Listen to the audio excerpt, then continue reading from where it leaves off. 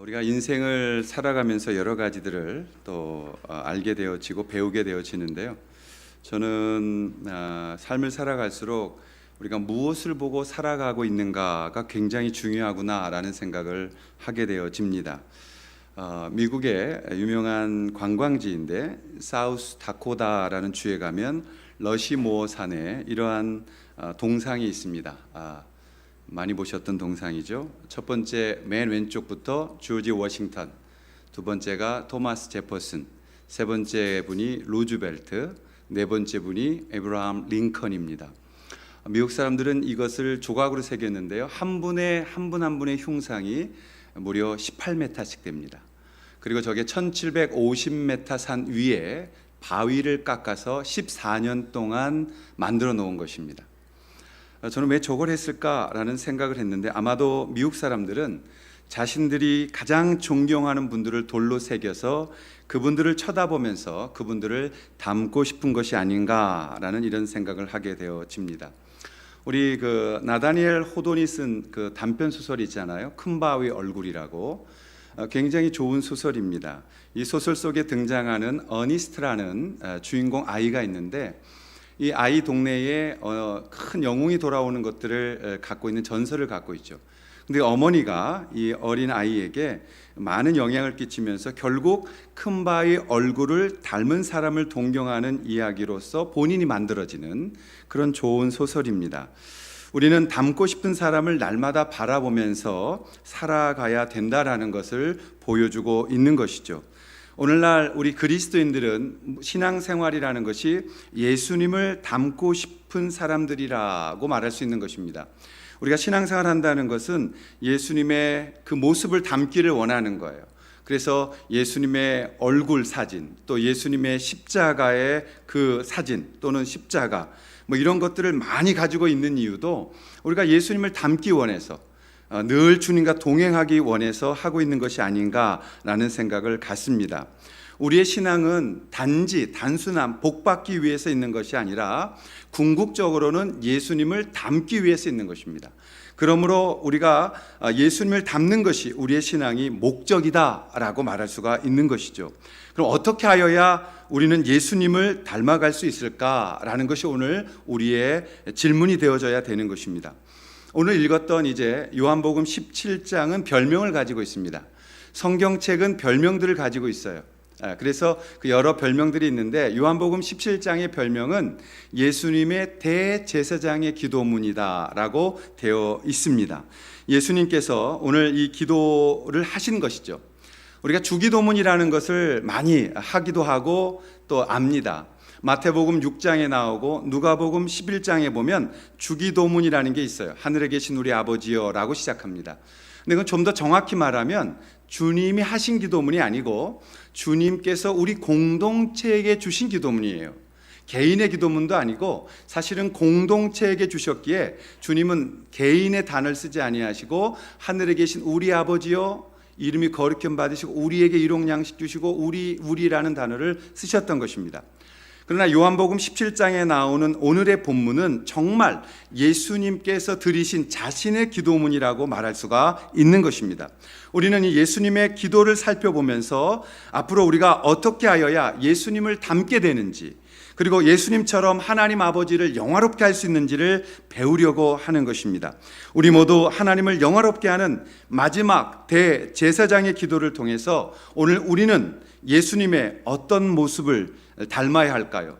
예수님의 모습은 무엇일까요? 그것을 배우기를 원하는 것입니다. 첫 번째 우리가 예수님의 모습을 살펴야 되는 것은 하나님의 영광을 위하여 자신의 영화롭게 되기를 기도했다는 것입니다. 하나님의 영광을 위하여 예수님 자신이 영화롭게 되기를 기도하셨다. 여러분, 이 내용은 무슨 말이냐면 1절을 한번 보겠습니다. 예수께서 이 말씀을 하시고 눈을 들어 하늘을 우러러 이르시되 아버지여 때가 이르러 싸우니 아들을 영화롭게 하사 아들로 아버지를 영화롭게 하게 하옵소서라고 기도를 시작하십니다. 여기서 눈을 들어라는 말은 구약 시대에는 제사 지내는 자세였고 신약에서는 기도의 자세로서 이 모습을 갖고 있는 것입니다. 특히 성전에서 드리는 기도의 자세로 적용되어졌는데 예수님은 이제 이 땅에서 인간의 죄를 용서하시고 하나님께 자신이 대제사장이 되어 그리고 동시에 제물이 되어 하나님 아버지께 자신을 드리는 그러한 모든 인류의 용서받는 기도를 지금 하고 계신 것입니다. 그 기도를 하시면서 다른 복음서에 기록되지 않은 이런 세밀한 부분까지도 요한이 기억하고 요한 복음서에 이것을 적고 있는 것을 볼 수가 있는 것입니다. 이제 예수님께서는 십자가를 지셔야 합니다. 이 기도를 마치고 나면 가장 힘든 마지막 그 죽음에서 자신을 드리시는 제사가 남아 있었던 것입니다. 그런데 예수님은 이 제사의 기도를 드리시면서도 제자들에게 교육시키기를 원하셨고 제자들이 당신을 닮기를 원하셨고 당신들이 꼭 제자들에게 남기고 싶으셨던 것을 오늘 가르치고 있는 것을 볼 수가 있는 것입니다. 예수님은 가장 중요할 때 기도하셨고 가장 마지막까지 끝까지 기도로서 당신의 모든 것들을 마무리하고 있는 것을 볼 수가 있는 것입니다. 그런데 오늘 본문을 자세히 들여다보면 예수님은 아버지께서 자신을 영화롭게 하여 주셔서, 영화라는 말이 glorify라고 되어 있거든요. 영광이라는 말로도 바꿀 수 있는 것이고요. 그분에게 영광을 돌리는, 그래서 자신이 영광을 아버지께 돌리게 하기 위해서 아버지여 나에게 영광을 주옵소서라고 기도하는 것이에요. 여러분, 이 기도문을 자세히 보면은 오늘 주님께서 하늘을 우러러 보시고 기도하셨다 이렇게 말씀합니다. 그러니까 예수님께서 이 기도문을 하실 때 하나님과 두 분만의 기도의 그 은밀함으로 하지 아니하시고 하늘을 우러러 큰 소리로 이 기도를 하고 있으셨다는 거예요.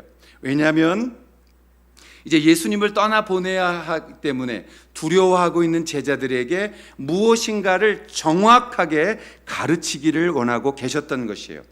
제자들이 이 기도를 듣기를 원하셨던 거예요. 제자들이 이 기도를 통해서 하나님 그분께 당신과 동일하게 자신을 드릴 수 있기를 원하고 계셨던 것이에요. 그래서 예수님은 하나님을 향하여 또박또박 분명하게 이 기도를 제자들이 듣도록 기도하셨고 요한이 그것을 정확하게 기억하고 오늘 요한복음에 이것을 기록하고 있는 것입니다. 요한복음의 기록 목적을 말씀을 드렸어요. 7개의 2가지가 있었어요. 하나는 7가지의 기적, 그게 요한복음에 나타나면서 예수님은 아들이시며 하나님이시라는 것을 보여줬고 7가지의 표적, 그 기적을 통해서 예수님은 하나님이시며 동시에 아들의 모습을 입으셨다는 것을 보여주셨단 말이에요. 그걸 마지막 정리하시면서 예수님은 지금 기도하시는 거예요. 그 아버지께 기도하시는 거예요. 무엇을 기도하시는 내용은 우리가 더 살펴보겠지만 먼저 중요한 것은 제자들이 이 기도를 듣고 하나님 아버지를 기억하고 본인들도 당신처럼 이런 기도를 끝까지 드릴 수 있기를 원하셨던 것입니다. 그래서 오늘 우리들이 이 요한복음에 기록되어져 있는 이 말씀을 읽게 되어지고 우리도 동일하게 17장에 기록되어진 예수님의 기도문처럼 우리도 그렇게 기도할 수 있는 사람들로 주님은 살아가기를 원하고 계셨던 것이죠. 하나님 아버지께 예수님이 영광을 입으셔야 했듯이 오늘 우리도 예수님을 닮아 하나님께 영광을 돌리기 위해서는 제일 먼저 중요한 것이 무엇이냐? 우리가 아버지 하나님께 영광을 입어야 한다는 사실입니다. 여러분, 우리의 기도가 늘 제일 먼저 시작되어져야 되는 출발점은 하나님의 은혜이며 하나님의 관점이며 하나님으로부터 시작되어져야 되는 것입니다. 우리가 세상 종교와 다르다는 것은 출발점이 다른 것입니다. 고대 근동지방에 수많은 종교가 발생되어졌지만 하나님이라는 분으로부터 시작되어진 종교가 없습니다. 모든 종교는 다 인간의 필요에 의해서 만들어진 것이에요. 그런데 오직 여호와 유일신 사상 가지신 그분만이 하나님으로부터 출발되어진 신앙을 우리 가운데 주셨다는 것입니다. 사랑하시는 여러분, 우리가 마지막까지 하나님을 향해 영광을 돌리기 위해서 제일 먼저 우리가 해야 할 일은 하나님 아버지께 우리가 영광을 입어야 된다는 사실이에요. 우리가 하나님의 영광을 입지 않고는 우리가 드려지는 노력, 나의 의, 나의 것으로만 하나님께로 나아갈 수밖에 없는 것입니다. 제가 창세기 강의할 때 말씀을 드렸습니다만 가인의 제사를 하나님이 받지 아니하시고 왜 공로 없어 보이는 아벨의 제사를 받으셨을까요? 가인은 1년 동안 열심히 곡식을 가꾸었어요. 땀을 흘렸어요. 그리고 일을 했어요. 그리고 경작을 했어요. 그 추수를 거두어서 그 소산으로 하나님 아버지 앞에 제물을 드렸어요. 제사를 드렸어요. 근데 하나님이 안 받으시는 거예요. 그러자 가인이 분노했어요. 그것이 그의 증거였어요. 어떤 증거? 그 제사 자체가 자신의 의를 드린 제사였다라는 증거예요. 만약에 하나님 앞에 정말 영광 앞에 드려지는 제사였다면 하나님이 안 받으셨을 때 회개했겠죠. 그러나 자기의 의를 드린 제사였기 때문에 하나님이 제사를 받지 않자 분노하며 얼굴을 붉히며 하나님을 향하여 대들었던 것을 볼 수가 있는 것입니다. 반면에 아벨은 아무 공로 없이 드려진 제사였기에 하나님만 바라보는 제사였기에 하나님께서 그 제사를 받으신 것입니다. 이것이 신약에 넘어와서는 바리새인들이 하나님 앞에 서서 자신의 공로를 들고 나와 제사를 드렸죠. 하나님, 나를 이렇게 만들어 주셔서 감사합니다. 저 죄인들 같지 않아서 감사합니다. 나를 11조하게 만들어 주셔서 감사합니다. 나로 하여금 하나님께 예배할 수 있도록 만들어 주셔서 감사합니다. 내가 드리는 것을 받으소서, 이렇게 멋지게 드리오니 받으소서. 주님이 받지 않았어요. 반면에 한쪽 구석에서는 세리가 죄인된 모습으로 하나님께 기도합니다. 아버지 하나님, 나는 눈을 들 수도 없고 나는 죄인이었습니다. 아버지 하나님, 나는 아무것도 할 수 없는 죄인입니다. 부끄러울 뿐입니다. 이렇게 연약한 나를 주님 도와주소서. 그때에 예수께서 말씀하십니다. 너희 하나님 아버지께서, 천부께서 과연 누구의 기도를 들었겠는가? 오늘 우리가 이 모습 속에서 이 모습을 살펴보는 것입니다. 우리가 하나님의 영광을 입지 아니하고는 우리가 드려지는 모든 노력은 인간의 제사가 되어지는 거예요. 인간의 공로, 인간의 의를 드릴 때 하나님이 그것을 받으셔야 한다라고 말하는 것이에요. 여러분, 신앙생활을 다시 한번 정리하겠습니다. 우리의 신앙생활은 하나님이 나를 먼저 은혜로 불러주셨고 하나님이 먼저 나를 사랑해 오셨고 그분이 나를 사랑하사 십자가에 죽으신 그 보혈의 공로로 오늘 우리가 여기에 있는 것이며 주님을 믿게 되어진 것이며 주님을 사랑하게 된 것이며 우리의 삶 자체가 의미를 갖게 되어진 것인 것입니다. 그러므로 예수님은 끝까지 기도하십니다. 아버지여, 내가 아버지를 영화롭게 하기 위하여 먼저 나를 영화롭게 하여 주시옵소서. 하나님, 나에게 먼저 영광을 부어 주시옵소서. 하나님의 은혜를 부어 주시옵소서. 그 영광을 입지 못하면 우리는 종교인으로서 밖에는 살아갈 수가 없다라고 고백하는 것입니다. 우리의 힘이 아닌, 우리의 공로가 아닌, 우리가 무엇인가 했다라는 우리의 업적이 아닌 오직 하나님의 영광이 임하심으로 그 영광으로 하나님 앞에 나아갑니다. 그리고 하나님을 영광 돌리는 사람이 되어집니다 라고 고백하게 되어지는 것입니다. 그러므로 사랑하시는 여러분, 우리는 잊지 말아야 합니다. 하나님께서 우리에게 영광을 주실 때 우리가 하나님 아버지께 영광을 돌리는 존재가 되어지는 것입니다. 우리가 하나님의 영광을 입도록 기도하고 하나님 앞에 먼저 엎드리고 하나님 바라보게 될 때에만 우리가 행하는 모든 삶이 하나님 아버지께 영광으로 올려질 수 있다는 것을 기억하셔서 부탁드리기는 제발 신앙생활을 어떤 하나님 앞에 업적으로 나아가려고 하지 마시고 하나님은 우리를 소모품으로 부르신 적이 없다는 걸 기억하십시오. 하나님은 우리를 일꾼으로 먼저 불러서 일시키기 이전에 우리를 사랑하셔서 영화롭게 하시고 우리를 통하여 영광 거두기를 원하시는 우리를 부르신 것이지 우리를 통하여 하는 일은 그 다음에 있는 것이다라는 것을 잊지 마시고 하나님 아버지 앞에 우리의 삶 속에서 날마다 하나님의 영광이 내게 임하기를 기도하시고 날마다 그분께 무릎 꿇기를 기도하시는 하나님의 사람들이 되시기를 바랍니다. 우리가 이 땅에서 예수님 믿으면서 가벼운 종교적인 소원 빌기 정도가 우리의 기도가 아니라 하나님의 영광이 우리 삶 가운데 임하셔서 내 삶 전체가 아버지께 영광으로 올려드릴 수 있는 삶이 되는 것을 기도하고 그 기도를 붙들 때 진정으로 우리 속에서 기도가 터져 나오는 것이고, 진정으로 주님 앞에 무엇인가 할 의욕을 갖는 것이고, 진정으로 주님 앞에 내 삶이 감동이며 기쁨이며 삶 자체가 하나님 아버지께 영광이 된다는 것을 잊지 마시고, 제일 먼저 하나님의 영광을 입는 여러분들 되시기를 주님의 이름으로 축원합니다. 그럴 때 우리에게 하나님의 영광이 임하면 우리는 무엇을 하게 되어질까요? 그것은 두 번째로 우리의 사명이 맞춰지게 되고 하나님 아버지께 영광을 돌리게 되어진다는 것입니다. 여러분, 오늘 4절에 보시면 아버지께서 내게 하라고 주신 일을 내가 이루어 아버지를 이 세상에서 영화롭게 하였사오니라고 주님이 기도하십니다. 하나님, 내게 영광을 주십시오. 아버지, 내게 영광을 주십시오. 그리고 그 영광으로 살게 하신 것을 감사합니다. 이제 이 사명이 맞춰져서 아버지께서 내게 하라고 주신 일을 내가 이루어 아버지를 이 세상에서 영화롭게 했습니다라는 고백을 하는 거예요. 사랑하시는 여러분, 예수님은 하나님 아버지께서 하라고 하신 그 일을 성취한 거예요. 우리 인생 가운데 사명이란 무엇이냐면, 내가 하나님 아버지 앞에 드려야 할 것, 다시 바꾸어서 하나님이 내게 하라고 하신 그 일을 다 이루는, 그것이 곧 우리의 사명의 인생이 되어진다라는 것입니다. 예수님의 사명은 무엇이었습니까? 읽어주신 17장 2절에 보시면 아버지께서 아들에게 주신 모든 사람에게 영생을 주게 하시려고 만민을 다스리는 권세를 아들에게 주셨음이로소이다 라고 말합니다. 예수님께서 이 땅에 사시는 동안 하셨던 그 사명은 무엇이에요?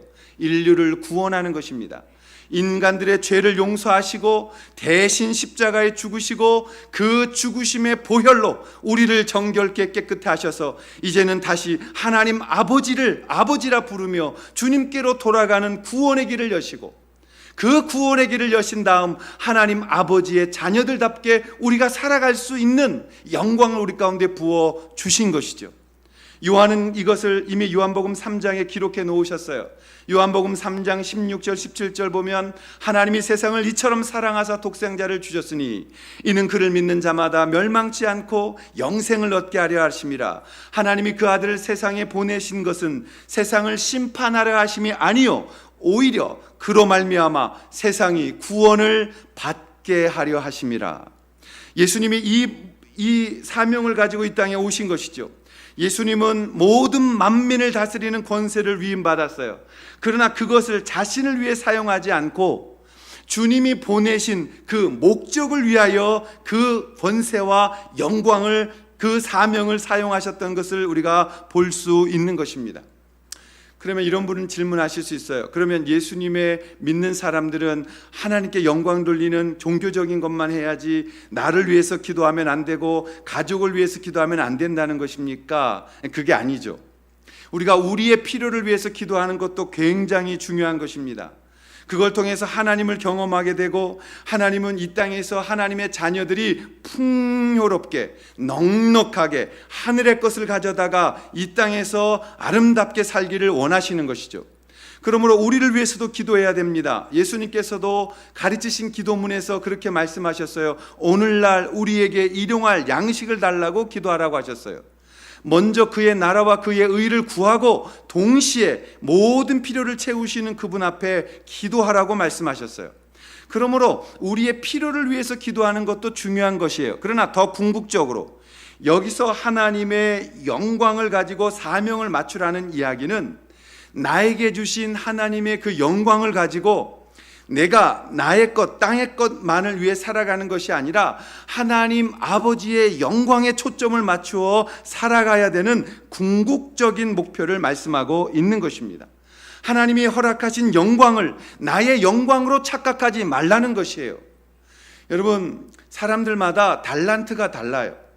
어떤 분은 해와 같이, 어떤 분은 달과 같이, 어떤 분은 별과 같이 달라요. 달란트가 다르다고 해서 하나님이 그 사람을 더 사랑하시는 것이 아니라는 것을 기억하십시오. 하나님은 크고 놀라운 일을 하고 많은 일을 한 종아 이렇게 칭찬한 적이 없어요. 성경 보면 충성된 종아라고 말씀하셨어요. 어떤 사람은 5가지를 가지고 5가지를 향해 충분히 충성하는 사람이 있고요.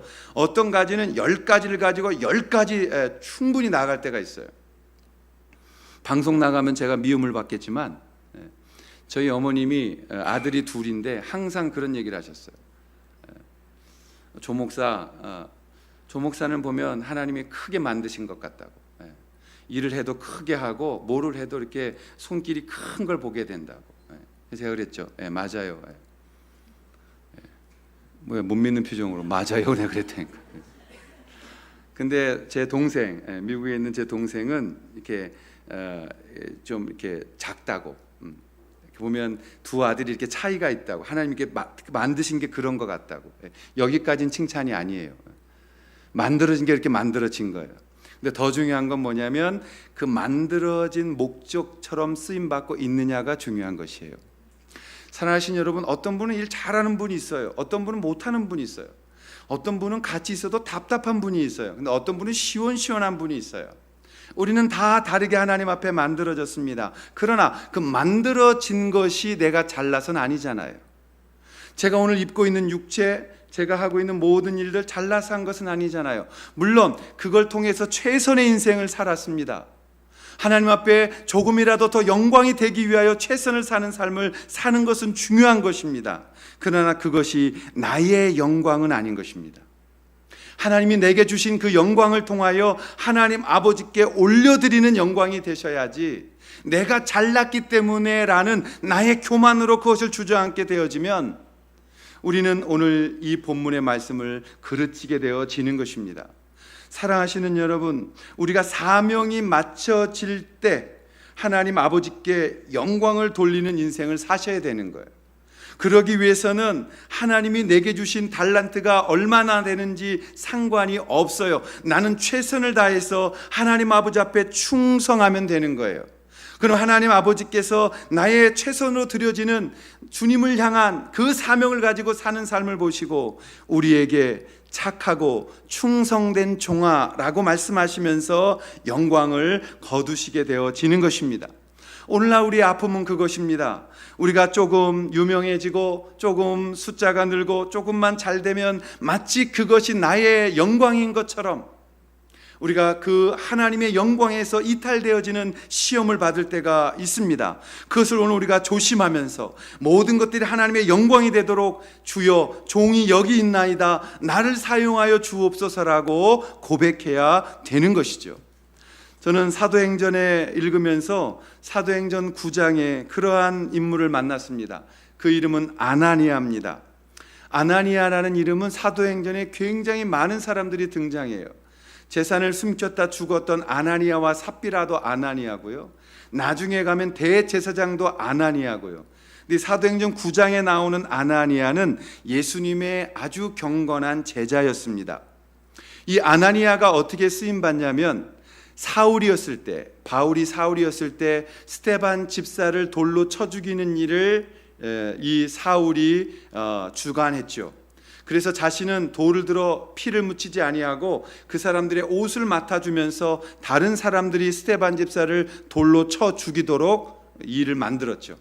스데반 집사를 죽이고 나서는 대제사장에게 가서 공문을 받습니다. 뭘 받냐면 가서 다메섹에서 있는 그 회당에서 예배하는 예수쟁이를 잡아다가 법 앞에 세우도록 하는 공문을 받고 다메섹으로 갔습니다. 다메섹 가다가 갑자기 예수님을 만나게 된 거예요. 그 호련한 빛 앞에 그가 무릎을 꿇고 엎드리면서 누구십니까? 라는 질문 던졌을 때 내가 핍박하는, 내가 박해하는 예수라라고 말합니다. 그러자 그 주님이 너는 시내로 들어가라 라고 말씀하세요. 그리고 아나니아에게 나타나세요. 아나니아에게 나타나셔서 환상 중에 그에게 말씀하십니다. 너는 사울이라 하는 자에게 가라. 직가라 하는 거리로 가서 유다의 집에서 5 사울이라 하는 사람을 찾으라. 그가 기도하는 중이다. 그러자 아나니아가 말합니다. 그 사람은 위험한 사람 아닌가요? 그 다소에 있는 5 사울이라는 사람은 예수 믿는 사람들을 잡아 죽이는 사람 아닌가요? 제가 어떻게 그 사람에게 갈 수 있나요? 라는 질문을 던집니다. 그는 예루살렘에 있는 성도들도 적지 않게 해를 끼쳤는데 여기서도 주의 이름을 부르는 사람들을 결박한 권세를 가지고 온 것 아닌가요? 왜 그 사람에게 가야 할까요? 라고 말합니다. 그러자 주께서 말씀하세요. 내가 이 사람을 택한 것은 이방인과 임금들과 이스라엘 자손들에게 전하기 위하여 택한 나의 그릇이다. 그러므로 너는 그에게 가라고 말씀해요. 그때 아나니아가 바로 순종합니다. 그렇습니다. 주님, 저는 그 일에 순종할 것입니다. 그리고 사울에게로 갑니다. 그리고 그 사울에게 가서 안수해요. 그 사울에게 안수했을 때 그 사울의 눈에서 비늘 같은 것들이 벗겨지고 그가 사람을 바라보게 되어지며 예수의 온전한 제자가 되어 예루살렘에서 그리고 그렇게 핍박했던 예수쟁이들을 보호하고 많은 제사장들에게 하나님의 힘을 입어 예수 그리스도가 주라고 전도하기 시작하게 되어지는 것입니다. 저는 이 아나니아가 바로 이렇게 하나님께 사명을 붙들고 그의 영광으로 살았던 사람이 아닐까 생각하게 되어집니다. 여러분, 우리가 옳은 것을 행하는 것이 아니라 하나님의 영광 가운데 하나님의 옳은 것을 할 수 있는 사람이 되어져야 돼요. 우리가 하나님 앞에서 내가 하고 싶은 것을 하는 것이 아니라 하나님이 내게 하라고 명하시는 일을 하시는 인생이 되셔야 돼. 내가 내 고집을 피우는 것이 아니라 하나님 아버지 앞에서 기뻐하시는 일을 하는 사람들이 되셔야 해요. 그래야 우리의 신앙이 하나님 앞에 기반을 둔 신앙을 갖게 되어지는 것입니다. 오늘날 우리가 다 나에게 근거를 두고 내 영광을 위해서 신앙생활하게 되어진다면 우리는 마치 하나님 아버지 앞에 쓰임받은 것 같으나 버려지는 인생이 되어질 수밖에 없는 것입니다. 그러므로 사랑하시는 여러분, 주님 안에서 주님 앞에서 주님이 명하신 일을 감당하는 거예요. 그리고 그분이 우리에게 영광 주실 때 그 영광이 끝까지 겸손함으로 끝까지 주님께로만 향하게 하셔서 우리는 무익한 종입니다. 나는 여전히 부족한 종입니다. 나는 죄인 중에 괴수입니다라고 고백할 수 있어야 되는 것입니다. 바울 사도는 예수님 만나고 처음 했었던 서신서가 갈라디아서예요. 그 갈라디아서에 보면 혈기도 있고 그냥 부딪히는 그러한 성격인 것을 볼 수 있어요. 그런데 세월이 지나면서 주님 만나지더라고요. 바울이 그렇게 바나바와 싸울 만큼 미워했던 마가를 다시 데려오라고 하고 다른 사람들을 용납하라고 하고 사랑하라고 하고 끌어안으라고 하고 서신서 후반이 갈수록 그는 여유 있는 사도가 되어지며 넉넉한 사도가 되어지며 사람들을 품는 사도가 되어지는 것을 볼 수 있습니다. 그것이 곧 하나님께 온전히 영광을 돌리는 사람들의 고백이라고 믿습니다. 사실 개척을 한 것을 제가 처음에는 힘들어했지만 너무 잘했다라고 제가 여러 번 말씀드렸잖아요. 제가 지금 굉장히 행복한 삶을 살고 있다고 말씀을 드렸잖아요. 왜냐하면 제가 개척을 하고 나서 주님 앞에 정말 모든 것들을 내려놓는 훈련을 하면서 예수님을 조금 더 사랑하게 되어지는 사람이 된 것 같아요. 저 한때는 정말 열심히 한다고 생각했어요. 전도사 10년 정말 열심히 보냈다고 생각했어요. 주를 위해 최선을 다했다고 생각했어요. 돌아보면 정말 부끄러운 10년이에요. 목사가 되었습니다. 2000년 5월 목사가 됐어요. 지금 이제 18번째 해를 맞이하고 목사가 되어 있어요. 그런데 가장 어느 때보다도 주님을 제가 사랑하게 되어지고 이제 주님을 조금 알게 되어지고 정말 주님 앞에 나를 온전히 드린다는 것이 무엇인지를 배워가고 있습니다. 여러분, 우리가 입으로는 주님께 다 드렸다 그래요. 양심 좀 있으세요. 우리가 언제나 주님을 정말 다 사랑한다 그래. 주님 보고 계십니다. 우리가 말로는 쉽지만 정말 주님 앞에 다 내려놓을 수 있으세요? 주님이 다 내려놓고 내가 준 거 내려놓고 나를 사랑하라고 말씀하실 때 정말 우리가 주님이 주셨던 것 내려놓고 그 주님 바라보고 그 주님 따라가고 그 주님 사랑할 그런 사람들이 되어져 가고 있느냔 말이에요. 우리는 그렇지 않아요. 가지고 있는 것 내 영광처럼 느껴지고 내가 잘한 것처럼 느껴지고 내가 모은 것처럼 느껴지고 이것 없으면 못 살 것 같고 내가 이루어 놓은 것들을 바라보면서 주님 만나는 게 오히려 싫어지고 이 땅에 누릴 것들이 너무 많기 때문에 그런 것입니다. 오늘 우리가 사명자의 삶을 살지 않으면 이런 마음 가질 수 없어요. 사랑하시는 여러분, 우리가 이 땅에서 사명을 가지고 하나님의 영광을 올려드릴 수 있는 인생을 사셔야 돼요. 우리가 사명자의 삶을 살지 않으면 어떻게 돼요? 여러분은 고난받을 이유 없어요. 여러분은 욕먹을 이유 없어요.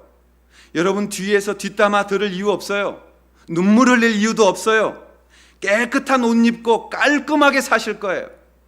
교회 와서 어려움 당할 일 없어요. 다른 사람에게 손가락 빠질 일 없어요. 눈물 흘릴 일 없어요. 그런데 사명자로 살면 어떻게 되어지나요? 주께서 말씀하십니다. 세상이 전혀 나와 다르기에 나를 핍박했던 것처럼 이제 내가 가면 세상은 다음에 너희들을 핍박할 것이다. 너희들에게 고난이 올 것이다. 너희들에게 눈물이 있을 것이다. 그러나 근심하지 말라. 두려워하지 말라. 내가 너희들을 성령을 보내어 지킬 것이며 진정한 하늘의 기쁨을 줄 것이며 이 땅을 나와 함께 살아간다는 것이 무엇인지를 알게 할 것이라. 그러기에 여러분, 사명자의 눈에는 눈물이 마르지 않는 거예요. 사명자의 가슴엔 상처가 있는 거예요. 그 주님의 흔적을 갖는 거예요. 그것을 바울은 스티그마라고 말했어요. 여러분, 우리가 예수 믿으면 사명자로 살아갈 때 우리에게 상처가 왜 없습니까? 우리가 예수님 때문에 받는 것들, 예수님 때문에 당하는 것들, 예수님 때문에 참아야 되는 것들, 예수님 때문에 포기해야 되는 것들, 예수님 때문에 내려놓아야 되는 것들. 그러나 그때는 그게 손해보는 것 같으나 그것을 내려놓고 나보면 그 속에 주님이 나를 기다리시는 것을 만나게 되어지는 것입니다. 내려놓지 못하기 때문에, 여전히 그것에 미련이 있기 때문에 우리가 주님 앞에 못 가는 것이에요. 그리고 여전히 우리는 그 주님을 만나지 못하는 것입니다. 상처가 없다면 영광도 없는 것이에요. No cross, no crown이라는 말이 있어요. 십자가 없으면 영광의 면류관도 없는 것입니다. 우리가 예수님 안에 고난의 흉처가 없다면, 교난의 흔적이 없다면 영광도 없는 것입니다. 오늘 진지하게 하나님이 내 안에 오셔서 그 사명으로 인생을 살게 하시고, 사명 때문에 여기 있게 하시고, 그 사명으로 하나님을 영화롭게 하는 인생을 산 뒤 예수님처럼 내가 아버지 앞에 이 사명을 붙들고 끝까지 충성하여 이제 이 영화를 아버지께 올려드리나이다 라는 고백을 드릴 수 있는 그런 믿음의 고백이 여러분 가운데 있으시기를 바랍니다. 저는 사진을 좋아하지는 않습니다만 이렇게 옛날부터 찍었던 사진들을 쭉 보면다고요. 근데 어떤 사진은 보면 너무너무 한참 붙들고 있는 사진이 있어요. 제 인생 가운데 하나님 앞에 드려졌을 때 목사 안수 받았던 사진, 그리고 지금도 잊지 않는 2001-2년도에 그 이라크 전쟁 터졌을 때, 걸프 전쟁이 있었을 때 우리의 청년들과 함께 그 포탄 떨어지는 데를 누볐던 사진이 있어요. 나중에 우리가 어느 분당 교회 큰 사고 났을 때 보니까 우리가 그 팀보다 더 어리석은 짓들을 했었어요. 전쟁이 아직 끝나지 않았거든요. 근데 NGO 그룹들을 데리고 한 30명 가까이가 그 포탄을 들고 다녔어요. 저희가 묵었던 호텔에서 폭탄이 나와서 대피했고요. 폭동이 나서 피하고요. 그러면서 그 이라크 땅을 위해 기도하고 그곳에 예수 믿는 사람들을 위로하고 그 뜨거운 데서 그리스도를 만났던 그런 기억들을 할 때면 참 힘들었지만 참 다 주님 앞에 올려드렸던 인생이었구나라는 흐뭇한 옛날의 마음을 갖게 되어지는 거예요. 지금은 여러분 우리가 눈물 흘릴 수 있어요. 지금은 주님 때문에 조금 불편할 수 있어요. 지금은 주님 때문에 우리가 참 아플 수 있어요. 그러나 오늘 이 말씀을 여러분 위로하고 싶습니다. 예수께서도 그렇게 사셨습니다. 그리고 그 예수를 따르는 자들도 그렇게 살게 되어질 것입니다. 그것이 잘 사는 것이에요. 여러분 오늘 주님 바라보시면서 그 하나님의 영광이 되는 나의 삶에 주신 사명이 무엇인지를 고민하고 그 사명을 완수해가는 사랑하는 모든 성도들이 되시기를 주님의 이름으로 축원합니다. 그렇다면 이 사명을 완성할 수 있는 힘은 어디서 나오는 것일까요? 세 번째로, 창세전에 하나님께서 우리를 예수 안에서 영화롭게 하셨기 때문인 것입니다. 우리가 오늘 우리를 돌아보아도 하나님의 은혜였습니다. 하나님의 영광이었습니다. 하나님이 나를 창세전에 안으셨기에 내가 여기에 있는 것입니다 라는 고백을 하게 되어지는 것입니다. 자, 5절 말씀인데요, 우리가 한번 다 같이 한번 읽겠습니다. 시작. 아버지여, 창세전에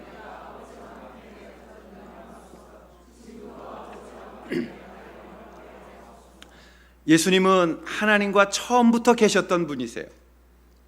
하나님께서 비같은 선, 내가 그를 낳았다라는 것은 하나님께로부터 발출되어진 하나님이셨다는 것이고, 성령님은 동방정교회와 로만 캐톨릭의 교리를 달리하지만 성부 하나님께로 나왔느냐 성자님께 나왔느냐의 싸움이 있습니다만 어쨌든 하나님께로 나오진 성령님은 또 다른 우리 하나님이십니다. 그런데 우리는 어디에 있었냐면 예수님 안에 있는 자들이 된 거죠. 예수님은 하나님과 처음부터 계셨고 예수님은 하나님이셨다라는 것을 요한은 지금 가르치고 있습니다. 그분이 인간의 몸으로 우리에게 오셔서 십자가의 죽음을 당하셨던 이유가 바로 하나님이셨기 때문이라고 말하는 것입니다. 그래서 하나님은 우리에게 모든 것을 주셨다라고 말할 수가 있는 것입니다. 당신을 우리에게 주셨다라고 말할 수가 있는 것입니다. 예수님은 그 죽으심을 당하시면서까지도 당신의 미래를 하나님 아버지께 의탁하고 계심을 보고 있는 것입니다. 옛날 어르신들이 불렀던 노래, 저희 집에 한 달에 한 번씩 아버지가 노래 자랑을 했었거든요. 그때 노래 자랑을 하면 아버님이 부르셨던 두 개의 노래, 하나는 나그네라는 나그네 인생, 오늘도 걷는다마는 정처 없는 이 발길. 제가 예배만 아니면 부르겠습니다만 예배라서. 그 아니면은 인생은 나그네길, 인생은 어디로 와서 어디로 가는 정처 없는 길, 뭐 이런 거 있어요. 근데 여러분, 인생은 어디로 와서 어디로 가는지 모르는 그런 게 아니에요. 우리 그리스도 인생은 분명한 출발점이 있고 분명한 마침점이 있는 인생이에요. 오늘 성경 것을 말씀합니다. 에베소서 1장 3절부터 5절에 보시면 찬송하리로다 하나님 곧 우리 주 예수 그리스도의 아버지께서 그리스도 안에서 하늘에 속한 신령한 복을 우리에게 주시되 곧 창세전에 그리스도 안에서 우리를 택하사 우리로 사랑 안에서 그 앞에 거룩하게 흠이 없게 하시려고 그 기쁘신 뜻대로 우리를 예정하사 예수 그리스도로 말미암아 자기의 아들들이 되게 하셨다라고 말해요. 여러분, 언제 구원받으셨어요? 창세 전에요. 여러분, 언제 예수 안에 있으셨어요? 창세 전에요. 더 깊은 신학적인 건 나중에 강의 때 들으시길 바랍니다. 우리는 언제 주님 앞에 부름받았어요? 창세 전에. 예수께서 창세 전에 아버지와 함께 영원롭게 계셨던 것처럼 우리가 예수 안에 있다는 것은 예수님의 모든 것이 나의 것이 되어졌다는 것이에요.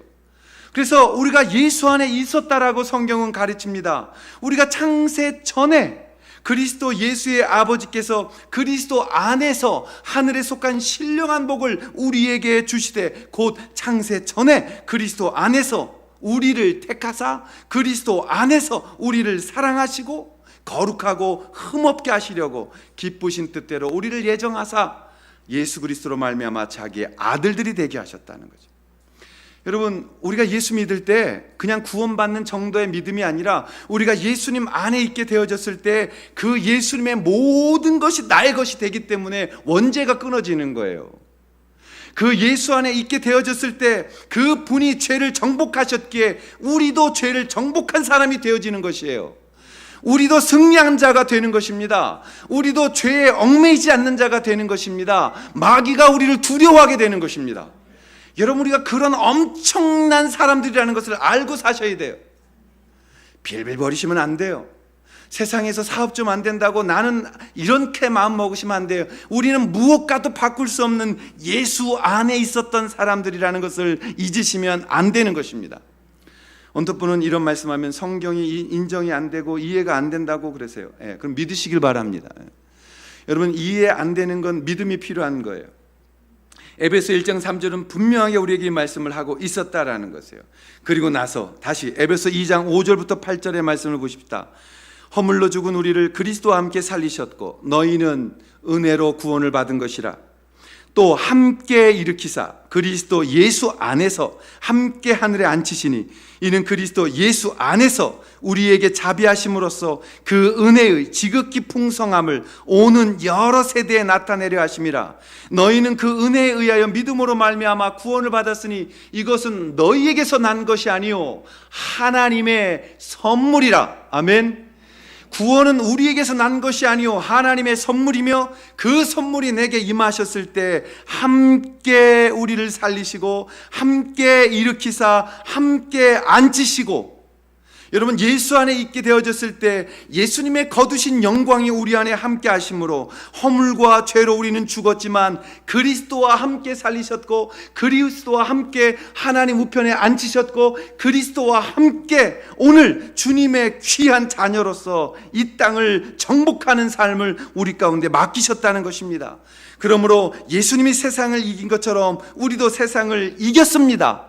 그리고 우리의 인생 속에 맡겨주신 사명을 통해서 하나님 아버지께 영광을 돌리는 삶을 산도록 만드신 것입니다. 여러분 죽어봐야 천국 가는 것이 아니라 예수 믿고 있다면 우린 지금 이곳에 임재하시는 하나님이 다스리시는 그 천국 안에 우리는 거하고 있는 것입니다. 그렇기 때문에 두 나라의 백성으로 이 땅을 살아가는 것이에요. 우리는 하나님의 백성으로서 동시에 대한민국의 백성으로서 이 땅을 살아갑니다. 우리의 살아가는 인생은 이 땅의 것을 위해서 아니라 하나님의 부름받은 대사로서 예수님의 대리인으로서 하나님의 아들로서 이 땅을 향하여 예수 그리스도의 복음을 전파하며 하나님의 나라가 확장되는 일에 우리의 인생이 다 쓰임받기를 원하는 것이에요. 그것이 복음입니다. 그것 때문에 우리는 영화롭게 되어지는 것입니다. 나에게서부터 근거가 있는 것이 아니라 창세 전에 하나님께서 우리를 예수 안에서 영화롭게 하셨기 때문에 그 예수 안에 있는 우리도 영화롭게 되어질 것이며 주님 앞에 영광을 올려드리는 마침의 인생을 살아가게 되어지는 것이다라는 것입니다. 사랑하신 여러분, 믿음의 눈으로 여러분을 보십시오. 하나님의 눈으로 여러분을 보십시오. 우리가 우리의 힘이 아니라 우리의 공로가 아니라 어머니의 모태 속에 믿음 안에 있었기 때문이 아니라 하나님께서 예수 안에서 우리를 만나셨기 때문에 오늘 우리는 영화롭게 되어지는 것입니다. 그 믿음을 붙들고 인생을 살게 되어질 때 하나님의 사람들이 또 다른 하나님의 사람들을 붙들어내며 그들의 예정받기로 구원받기로 된 자들을 불러내셔서 복음을 듣게 하시고 그 복음에 반응하게 하셔서 하나님의 사람들을 구원하는 역사를 우리 가운데 이어가시는 것입니다. 저는 그것을 분명히 믿습니다. 그러기에 내가 조금 실수해도, 내가 조금 넘어져도, 내가 조금 연약해도 예수 안에 있는 나를 바라보며 믿음으로 걷는 걸음을 걷게 되어지는 것이죠. 여러분들 어떤 분들이 그래요. 참 가족들 구원 안 된다고. 그렇습니다. 어떨 때 정말 기도하는데도 지칠 때가 있어요. 이번에 제가 또다시 하나님 앞에 귀한 체험을 했는데 우리 한 권사님 남편이 지금 제주도에서 사고 당하셔서 제주도에 계시잖아요. 2달 전에 급하게 내려갔을 때 그분 신방했을 때는 정말 어떻게 되시는 줄 알았어요. 여러분 의사도 왼쪽 손 못 쓴다고 그랬어요.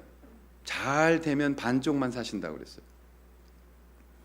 근데 우리가 그런 소리 들으면 좀 이렇게 오기가 생기죠. 내가 의사 말을 안 믿고 기도하리라 이런 생각 들잖아요. 그래서 제가 왼손 못 움직이신다고 오른손을 이렇게 그 코마 상태에 계시면서도 움직이는데 왼손은 안 움직이신다고. 제가 처음 신방 제 자랑하는 거 아니에요. 괜히 오해하지 마세요. 갑자기 오늘도 끝나고 지금 기도해 주세요 그런데 안 되면 거봐 거짓말이지 이러시면 안 돼요. 하나님 필요할 때 하시는 거지 제게 아니기 때문에. 근데 내 마음속에 그 말 듣고 기도하고 싶었어요. 그래서 제가 우리 그 남편 되시는 분 왼쪽 편에 있었기 때문에 왼쪽 손 얹고 그 자리에서 기도했어요. 안 움직인다고 손이 그랬는데 기도했을 때 손이 들렸다 떨어졌다고. 의사 보고 놀라고 저희도 놀랐어요. 근데 오늘 지난주 목요일 날 출국하기 전에 신방하러 내려갔다 왔는데 정말 문 앞에 병실에 들어가면서 그냥 입에서 터져나 할렐루야. 왜 할렐루야인 줄 아세요? 절 보더니 반짝 웃으시면서 양손으로 침대에 있는 난간 잡고 일어 앉으셨어요. 이만하면 웬만하면 박수치고 할렐루야 하던데 그거 모르겠어. 제가 놀랬어. 제가.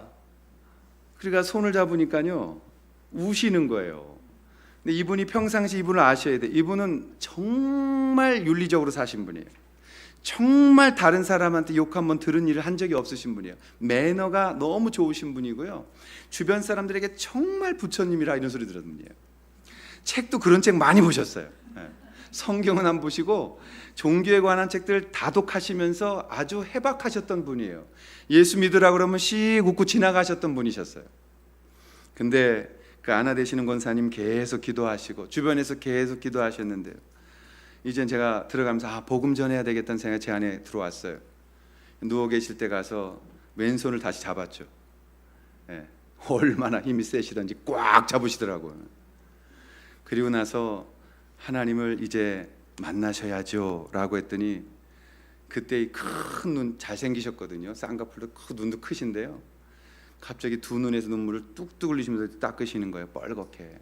뭐라고 말씀하시냐면 제가 너무 많이 돌아왔어요 얘기하시는 거예요. 그래서 제가 이제 복음을 전했죠. 그 안에서 아닙니다. 가장 귀할 때 주님 부르셨을 겁니다. 안무개 선생님, 제가 이제 복음을 드리겠습니다. 인간은 죄인입니다. 그렇기 때문에 우리는 스스로 하나님 찾을 수 없었던 겁니다. 근데 하나님이 계속해서 문을 두드리셨는데 피하셨습니다. 그리고 이제 만나기를 원하십니다. 그리고서 죄됨을 설명하고 왜 인간 스스로 구원받을 수 없는지를 설명했어요. 그렇게 찾으셨던 하나님은 창조주이셔야 되지 않겠습니까? 그렇게 찾았던 하나님이 정말 하나님이라면 우리의 가장 심각한 죄의 문제를 해결했다라고 말하는 분이셔야 되지 않겠습니까? 우리가 찾는 하나님이 진짜 하나님이라면 그분은 우리를 사랑하셔서 이 죄 문제를 깨끗하게 해결하셨다고 말씀하셔야 될 분이 아니겠습니까? 어느 종교가 내가 세상을 창조하였고 내가 죄의 문제를 해결하였고 내가 너희를 사랑해서 나를 준다고 말한 종교가 어디 있습니까? 오직 유일한 한 분 예수 그리스도, 그분만이 오늘 우리의 주인이 되실 수 있고 나의 하나님이 되실 수 있는 것이에요. 그분을 믿으시겠습니까? 계속 우세요. 그리고서 내가 이제 마음에 동의 되신다면, 억지로 따라하라고 쉽지가 않더라고요. 마음에 동의가 되신다면 절 따라서 기도해 주십시오. 하나님 아버지. 그랬더니 울음 섞인 목소리로 하나님 아버지, 저 이제 왔습니다. 저 이제 왔습니다. 또 계속 우세요. 제 죄를 용서하시고 영접 기도가 다 마치고 꼭 안고 기도해 드렸어요. 근데 이분이 아직 브레인 쪽에는 문제가 있어요. 선망이라고 하더라고요. 이 사건하고 저 사건을 좀 이렇게 연결한 게 떨어질 때가 있어요. 그러니까 영접하고 너무 감사해서 그냥 주변의 분들 다 우시면서 안으시고 할렐루야 할렐루야 이러고 막 얘기를 하는데 갑자기 그때 의사 선생님이 날 위해서 기도해 주고 갔어 이러시는 거예요. 영접 기도 이거 잘못한 거 아니야? 갑자기 걱정이 되잖아요 제가. 그래가지고 다시 한번 오면서 공항에서 권사님께 전화를 드렸어요. 계속해서 그 기도문 하시면서 예수님 안에서 이기시게 해야 된다고. 그랬더니 아이고 목사님 걱정 마세요. 한 분이 병문안 왔는데 그분 세워놓고 5분 동안 목사님이 전했던 그 복음 그대로 다시 전했다고. 그래서 예수 믿어야 된다고. 그건 분명한 것 같아요. 걱정하지 마세요. 그래서 제가 그래도 옆에서 계속 기도해 주세요 라고 말씀을 드렸어요. 그게 예수님의 부르신 사람들의 삶이에요. 그게 예수 안에 있는 자의 안전함이며 그리스도의 은혜라고 부르는 은혜인 것입니다. 사랑하시는 여러분, 여러분이 그렇게 초대받은 거예요. 여기 그냥 어느 날 갈 곳 없어 와서 앉아있다 이런 것이 아니라 주님이 피 묻은 손으로 구원하신, 그리고 부르신 그 사람들이 이곳에 앉아 하나님께 영화로움을 입고 그 하나님께 영광을 올려드리는 사람들의 삶으로 예배하고 있는 것입니다. 그것이 여러분이기 때문에 한 영혼 한 영혼이 천하보다 귀한 것이요, 한 영혼 한 영혼을 위하여 예수님이 십자가를 지실 수 있으셨던 것입니다. 오늘 주님 안에서 그 영혼 구원하는 일에, 그리고 여러분들이 하나님을 영화롭게 하고 영화로움을 받는 일에 여러분의 위치, 여러분의 존재, 여러분의 가치를 기억하시고 예수 안에서 정말 값진 인생을 완성하는 그러한 사명자의 삶이 되시기를 주님의 이름으로 축원합니다. 기도하겠습니다. 이 시간에 한번 조용히 기도하겠습니다.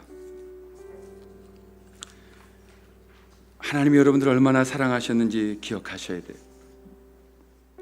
여러분이 받은 구원이 얼마나 엄청난 것인지 기억하셔야 돼요. 오늘 이곳에 와서 이 말씀을 나누는 것이 하나님의 어떤 계획이 있으신지를 기억하셔야 돼요.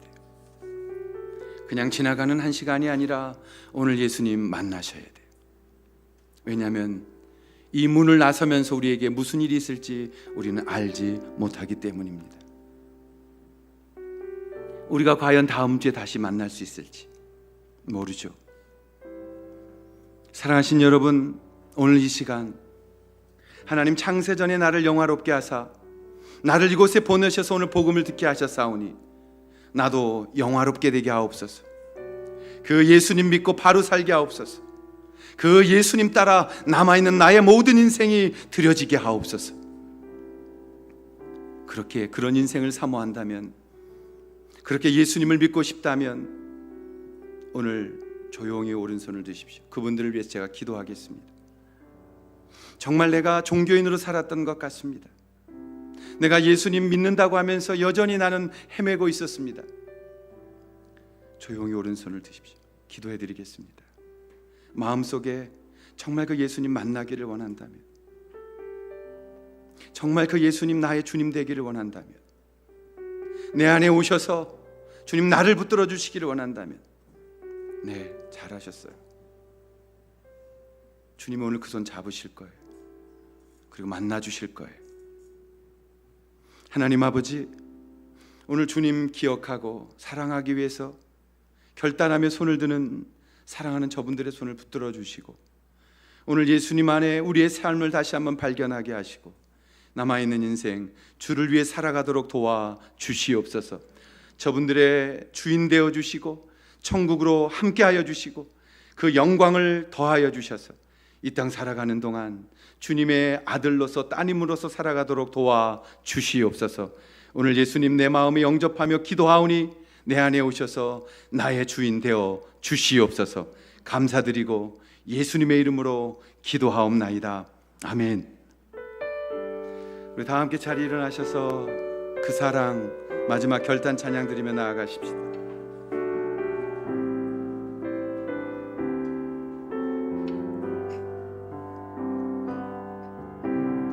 아버지 사랑 내가 노래해, 아버지 은혜 내가 노래해. 아멘. 그 사랑 변함없으신 거짓 없으신 성실하신 그 사랑,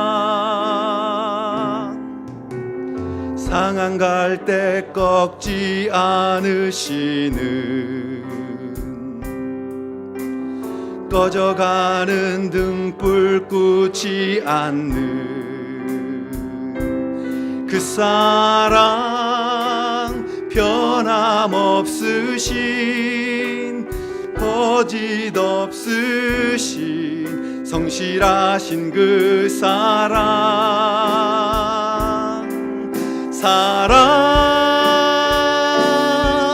그 사랑 날 위해 죽으신, 날 위해 다시 사신 예수 그리스도, 다시 오실 그 사랑, 죽음도 생전도 천사도 하늘의 어떤 권세도 끊을 수 없는 영원한 그 사랑, 예수 그 사랑, 그 사랑 날 위해 죽으신, 날 위해 다시 사신 예수 그리스도 다시 오실 그 사랑, 죽음도 생명도 천사도 하늘의 어떤 새도 끊을 수 없는 영원한 그 사랑. 우리 한 번만 마지막으로 기도하시겠습니다. 가슴에 한번 손을 얹고 하나님 그 상으로 살아갈 수 있게 해주시옵소서. 이제는 우리를 구원하시기 위해 십자가에 죽으신 예수 그리스도의 은혜와 우리를 아들로 예수 안에서 택하시고 불러주신 하나님 아버지의 사랑하심과 지금도 함께 하시며 우리를 영화롭게 하여 하나님 아버지께 영광 돌리도록 만드시는 성령님의 함께 하심이 오늘 주님 앞에 그런 인생 살기를 소원하는 사랑하는 모든 성도들 머리 위에 그리고 가족들 위해 영원토록 함께하여 주시기를 간절히 축원하옵나이다. 아멘.